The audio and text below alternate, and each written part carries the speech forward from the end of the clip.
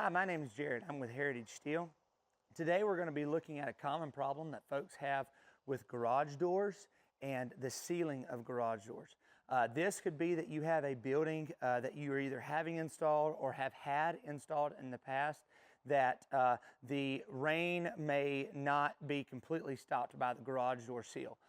If you'll notice here, I've got a garage door here that we have built, and we have panel track doors here, and every panel track door, as well as a roll-up door, has a built-in rubber gasket at the bottom. Many times, however, though, that is not enough in order to keep all of the rainwater out of a building. That may be as a result of the grade being off around the building to where there's up against a hill and there's a good deal of water flow coming down.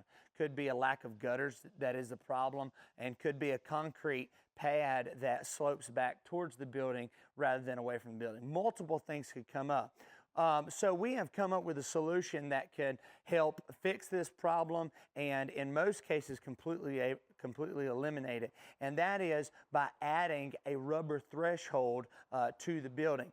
So I have before you a threshold that we're going to be using. This threshold has a unique design in the fact that it has a flat part and then it has a raised ridge with a small hill there. This is able to be driven over by a car or anything else without it causing a problem, and it prevents water from being able to climb up that hill and get into the building. And so this is an extra effort that we're going to try to do as an option for our buildings as well as buildings that have already been put up in order to prevent water from getting into the building. And so I want to show you a very easy installation process of how we do that today.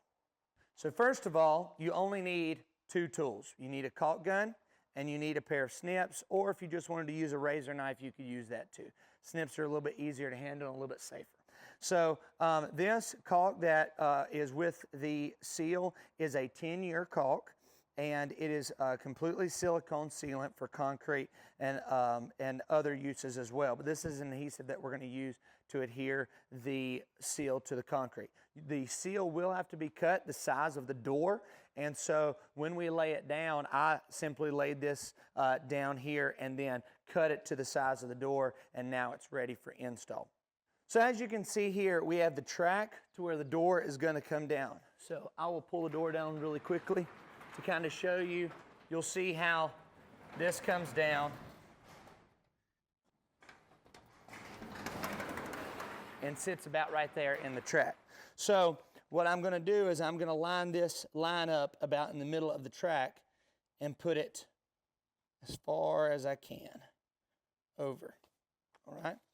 And so what I've done is I have my line here as well as a line that goes across there. And you can chalk a line, you can draw one with a pencil, however you want to do it. This garage is already pre-installed, so I have kind of an indentation that the seal has made in the past that I can just follow along with that as well as freehand this. So I'm going to do that real quick, but that's how that line is going to be laid out there. So you want to do this in kind of a zigzag pattern in order that it gets both edges of it. And you can wipe off any excess later on. One thing that I did not mention earlier is that when you install this, if you're installing it yourself, you're going to want to make sure that you sweep the area and make it free from dust and debris in order for the caulk to have the best adhesion. All right, so when we get to the very end here, I cut it a little big to make sure I still have the room. And so I'm going to go a little past, then I'm just going to trim it off straight. Since I did not, you can, like I said, chalk a line and make sure that it stays on that line. Or what I'm going to do is now that I have it laid down, I'm just going to close my door and make sure that it sits perfectly in the seal. All right, so now that it's straight, all I'm going to do is grab a paper towel or something and wipe off that excess. You should be good to go.